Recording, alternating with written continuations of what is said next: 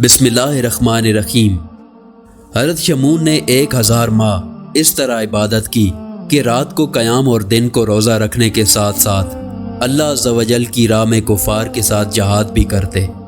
وہ اس قدر طاقتور تھے کہ لوہے کی وزنی اور مضبوط زنجیروں کو اپنے ہاتھوں سے توڑ ڈالتے تھے۔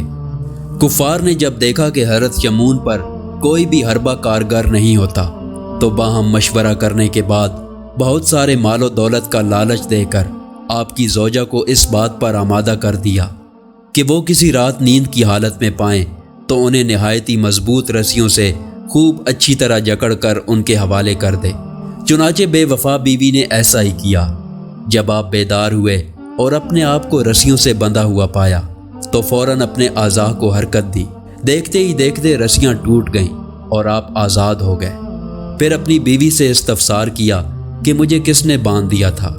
بے وفا بیوی نے وفاداری کی نقلی اداؤں سے جھوٹ موٹ کہہ دیا کہ میں تو آپ کی طاقت کا اندازہ کر رہی تھی کہ آپ ان رسیوں سے کس طرح اپنے آپ کو آزاد کرواتے ہیں۔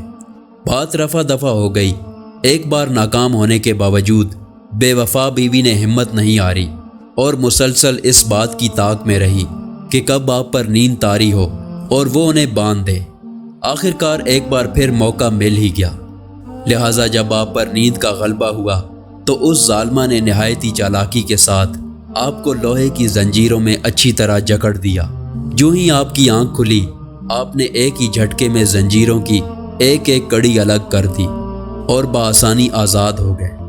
بیوی یہ منظر دیکھ کر سٹ پٹا گئی، مگر پھر مکاری سے کام لیتے ہوئے وہی بات دہرا دی کہ میں تو آپ کو آزما رہی تھی۔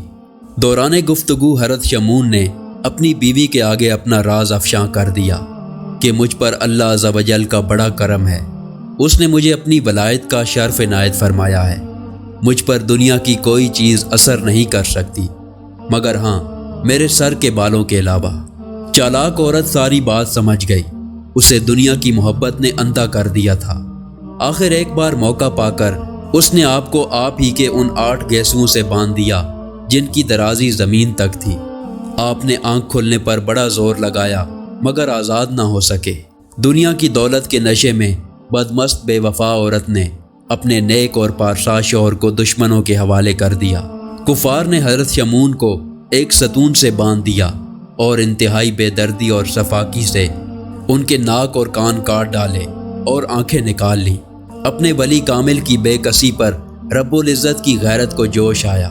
اللہ تعالیٰ نے ان ظالم کافروں کو زمین کے اندر دھنسا دیا اور دنیا کے لالچ میں آ کر بے وفائی کرنے والی بد نصیب بیوی پر کہر خداوندی کی بجلی گری اور وہ بھی خاکستر ہو گئی۔ اس قسم کی مزید ویڈیو دیکھنے کے لیے ہمارے چینل کو سبسکرائب کریں۔ شکریہ۔